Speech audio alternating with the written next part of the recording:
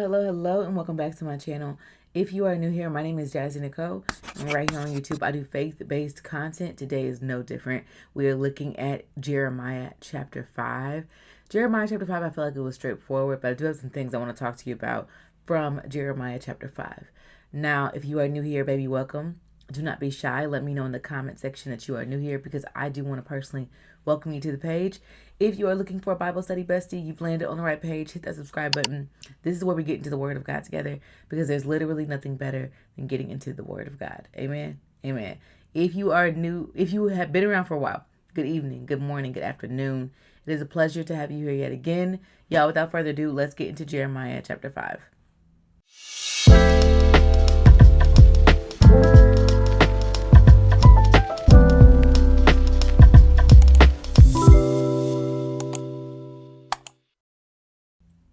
All right, you know what we need to do before we get into it? We want to invite God into our conversation. So, dear Heavenly Father, God, we thank you so much for the opportunity for fellowship, for your word, your resource, your owner's manual, what you left behind for us so we could navigate this world today. Heavenly Father, we thank you for your guidance, for your godly wisdom, for what you are implanting in us as we read your word. God, please fill us up with your spirit. Allow us to be guided by your Holy Spirit. Lead our footsteps, Lord God. And during our reading, God, we ask to eliminate distractions so we can focus solely on your word. Heavenly Father, we ask for godly wisdom to be implanted in us as we read. In Jesus' name we pray. Amen. All right, so I'm posting this one really late. I was supposed to post this on Friday. Today is Sunday. It was very busy, and I missed the opportunity to record. So my apologies if you are waiting on this video, but I wanted to get it out to you before tomorrow's chapter 6. So this is Sunday. Let's go ahead and dive into it. Again, my apologies if I did throw you off of your schedule. So let's look at chapter 5. Let me give you like a recap of Jeremiah chapter 5, or recap of the book of Jeremiah. So Jeremiah is a prophet who was chosen by God at a very young age. Jeremiah is a son of a priest, and he lived in a town called Antioch. And in living in that town, that's the town where a lot of priests live. Now, God chose Jeremiah before Jeremiah was even born. He knew he was going to use Jeremiah. He chose him before he was even formed in his mother's womb. Before she even got pregnant, God chose Jeremiah for this assignment. Jeremiah was called to prophecy during a time that it was religious chaos. There were priests who weren't doing what God called them to do. People weren't listening. Israel was being captured by Assyria. Judah was saying that they love God, but they were serving other gods. Israel was captured by Assyria because Israel was they forgot about God. We see the heartfelt conversation between God and Jeremiah, where God is telling Jeremiah to share these things with Israel, his children. And Israel, the nation, includes both Israel and Judah. Jerusalem is the capital of Judah, and some of this letter in chapter 5 is going to be talking to Judah. Some is going to be talking to Israel. So we will see this extended conversation between God and Jeremiah in Jeremiah chapter 5. Now, looking at verse number 1, this is God saying to Jeremiah, he's telling Jeremiah to say these things to the city of Jerusalem. He's saying to the city of Jerusalem, run up and down the streets of Jerusalem and look up and look low. Look everywhere, he says. If you can find one just and honest person, that I won't destroy the city. Doesn't this sound very familiar to the conversation that Abraham had with God about Sodom and Gomorrah in Genesis? I believe it was Genesis 18, where Sodom and Gomorrah was a very corrupt and sinful city. And God told Abraham, if you can just find one person, then I'll save the city. Unfortunately, there was no one just in Sodom and Gomorrah, right? The city was destroyed. Lot escaped with his 2 daughters, and that story is wild. So if you have not read the book of Genesis, I'm telling you, it is wow, okay? Verse number 2 says, but even when they are under oath, saying, as surely the Lord lives, they are still telling lies. So God is saying that even the people that you think are good in Jerusalem, when they're put under oath to say, this is true in God's name, they're still lying. They're deceitful. Verse number 3, Lord, you are searching for honesty. This is Jeremiah talking to Lord. to God. And he's saying, listen, I know that you are just searching for honesty. You struck your people, but they didn't pay attention. You crushed them. They refused to correct. They are determined with their faces set like stone, and they have refused to repent. God is wanting Judah to be honest about their sin. And we talked about this in the previous chapters where Judah said, oh, I'm not sinning. I'm good. It's not a big deal, God. But yet they were sinning completely against God. And all God wants is our honesty. It is hard to have a relationship when you're not transparent. God wants our honesty. So even in our alone time, he wants our honesty. In how we walk, he wants our honesty. And God knows our heart and he knows our intentions. So when we pray these prayers that are blank face or self-serving, God knows that too. He just wants your honesty. Okay, verse number 4. But I said, but how can we expect that from the poor? For they are ignorant. Remember, biblically, ignorant just means a lack of knowledge. They don't know the ways of the Lord, and they don't understand God's law. Verse number 5 says, so I will go and speak to their leaders. Surely they will know the ways of the Lord and understand God's laws. But the leaders too, as one man, had thrown off God's yoke and broken his chains. Verse number 6. So now a lion from the forest will attack them. A wolf from the desert will pounce on them. A leopard will lurk through their towns, tearing apart and whoever dares to venture out. For their rebellion is great and their sin is many. So what verse number 6 is talking about, and 5, is talking about Jeremiah saying, well, I'll go speak to the leaders. But then even the leaders have turned away from God. So this means that the wrath is going to come because they choose to not listen to the Lord. They're choosing to do otherwise. Verse number 7. How can I pardon you? For the children have turned away from me. They have sworn by gods, and they are not even gods at all. I fed my people until they were full, and they thanked me by committing adultery and lining up the brothels. So again, God is saying, listen, how can I spare you when you've done all these things? I literally gave you everything that you needed. I fed you until you were full. I gave you everything that you needed. You didn't need anything else. But instead of worshiping me, you've turned to other idols. And you've lined up to turn to these idols. You started brothels to turn to these idols. That means you've collectively decided to sin at these gods, or with these gods, for these gods. Verse number 8. They are well fed lusty stallions, each neighing after their neighbor. They are well fed. Okay, they're well fed stallions. They look great, but they are lusting after what's not theirs. They're desiring things outside of God's will. Verse number 9. Should I not punish them for this, says the Lord? Should I not avenge myself against such a nation?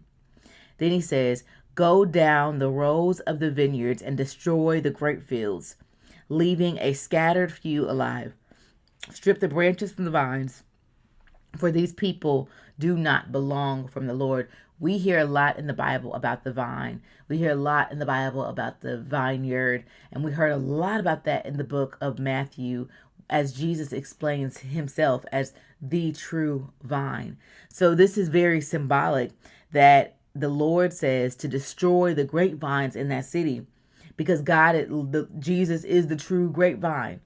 He is the true source, and they are denying him. So he's cutting off access in Judah to the Lord. Does that make sense? This is how I'm taking this one.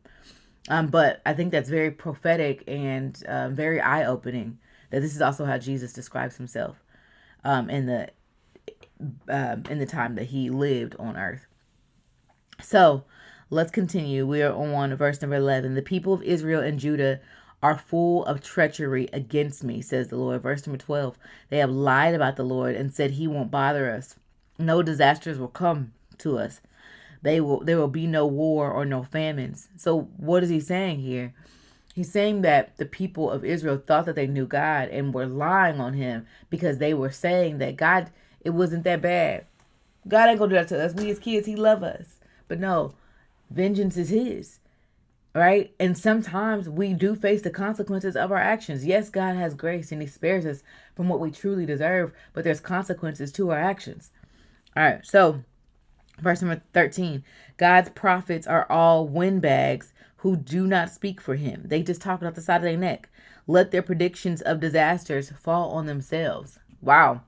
Then he says, verse number 14, he goes deeper into this and he's explaining to them what they're going to face. Therefore, this is what the Lord of the heavens army says. Because the people are talking like this, my message will flame out of their mouths and burn the people like kindling wood. What they're speaking, what they're saying is not going to be a glorious message. It's not going to bless people. In fact, it's going to burn them. Then verse number 15, O Israel, I will bring a distant nation against you, says the Lord, a mighty nation, an ancient nation, people whose language you don't understand, whose speech you cannot understand. Stop for a second and think about this.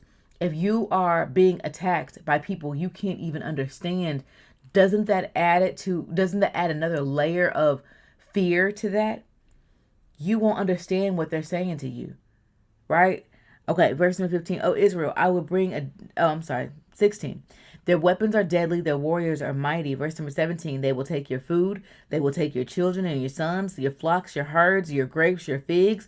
They will destroy fortified cities, which you think that you're safe. You think that you're protecting yourself, but the wrath that's going to come your way because you have decided to choose other gods over God is not going to be pretty. It's not going to be pretty. Verse number 18. Yet in those days I will not blot you out completely, says the Lord. And when you ask your people, why did the Lord not take us all out? You must reply, you have rejected him and gave your foreign gods into your own land. Now you will serve the foreigner's land that is not your own. Goodness. Let me read to you what my study Bible said. Babylonia was indeed an ancient nation. The old Babylonian Empire had lasted from 1900 BC to 1550 BC. The earlier kingdoms had been in soil as early as 300 BC. Babylonian, in Jeremiah's days, would soon rebel against the Assyrian domination, form its own army, and conquer Assyria and become the next dominant power of the world. Wow, very interesting. All right, now we are on verse number 20. So in verse number 20, it says, make this announcement to Israel and say this to Judah. Listen, you foolish, senseless people with eyes who do not see and ears who do not hear. Have you ever tried talking to somebody who didn't listen to a word that you said? This is what God is talking about. Eyes that do not see. I'm showing you all this, but you choose to not see it. Ears that don't listen. I'm telling you what is going to happen. I'm telling you what to do, but you're choosing to do the exact opposite. They're not listening. Verse number 22, you have no respect for me. You do not tremble in my presence. So the fear of the Lord is literally awe of the Lord. It is literally respecting him. So when we hear fear the Lord, we're talking about respecting him, being in awe of him, and understanding his greatness. I, the Lord, define the ocean's sandy shoreline as everlasting bounty that the water cannot access. The waves may toss and roar, but they do not pass the boundaries that I set. God says that he has protection for you. Verse 23, but my people have been stubborn with rebellious hearts, and they have turned away from me and abandoned me. They do not say from the heart, let us be in awe of the Lord, and give us the rain in with each spring and fall, assuring us of harvest when it's time. He's saying they're not being honest from their heart. God knows our heart. He knows our intentions. So our earnest prayers are seen. And our prayers that are outside of his will, our prayers that are self-serving, our prayers that are not honest, God's not going to honor those things. Be honest in your prayer life. Verse 25, your wickedness has deprived you from wonderful blessings, and your sin has robbed you from the good things. Verse number 26, among my people, wicked men who lie and wait for victims like hunter hunting the blind. They continually set traps to catch people. Well, it's saying that you not only want to live in sin, you want to capture people in and bring them in too. Like a cage filled with birds, their homes are filled with evil plots. And now they are great and rich. What does this remind us of? This reminds us of the treasures on the earth do not automatically show God's presence in your life. The presence that you have on the earth, the gifts that you have on the earth, the things that you have on the earth are not an automatic reflection of your presence with God. And we see that a lot. We see a lot of times where there's people who are not good, but they look like they are blessed. Your riches are not an automatic reflection of God's presence in your life, right? Our treasures are stored in heaven and not on earth. And we have to be mindful to make sure that us as Christians don't compare ourselves with other people who look like they're prospering, but you know that they're doing evil things, because their things are here on earth, but ours is stored up in heaven. I hope that makes sense, because I think that a lot of us kind of deal with that, like, why are they so blessed, and I'm living for God, and I'm denying my flesh, and I'm doing this and this and this, but they are getting everything that they want, but I know that they're not living right. What they're getting is here. What we're getting is in eternity. Okay, verse number 28. They are fat and sleek, and they have no limit to their wicked deeds. They refuse to provide justice to orphans or deny the rights of the poor. Does that sound like the nation that we live in now in the U.S.? It sounds like that a lot to me, especially with all the changes that are happening. Verse number 29. Should I not punish them for this, says the Lord? Should I not take revenge against myself for such a nation? A terrible and shocking things happen on this land. The prophets give false prophecies, and the priests rule with an iron hand. Yet my people like it that way. But what will you do when the end comes? At this time, the religious climate was wild. The priests, God's ministers, they were leading people with their own authority, not by the truth of God's word. Many prophets were telling lies and half-truths, not even messages from God. The people had turned from the truth, God's word, and were only hearing what they wanted to hear. No wonder Jeremiah's words had little effect. Wow. Remember, Jeremiah was a prophet that was sharing this message with people, and it was falling on deaf ears. People weren't listening. And to be honest, this sounds a lot like the times that we are dealing with now, where there are prophets, internet prophets, who are sharing prophecies that may not come from God. We have to be very mindful, and this is where our discernment comes in. This is also why it's important for us to stay in our word, so that way we know the word of God. So when someone tries to plant, whether it's a pastor, a priest, or a prophet, words of God that are not from him, you can catch it because you have spent time with God in his word. Your Holy Spirit is going to help you discern. Your Holy Spirit will guide you through those conversations and let you know who to listen to and who not to. Okay? But that's my 2 cents on that. Let me know what stood out to you in Jeremiah chapter 5. I will see you guys on Monday for Jeremiah chapter 6. You guys have a great day. Bye.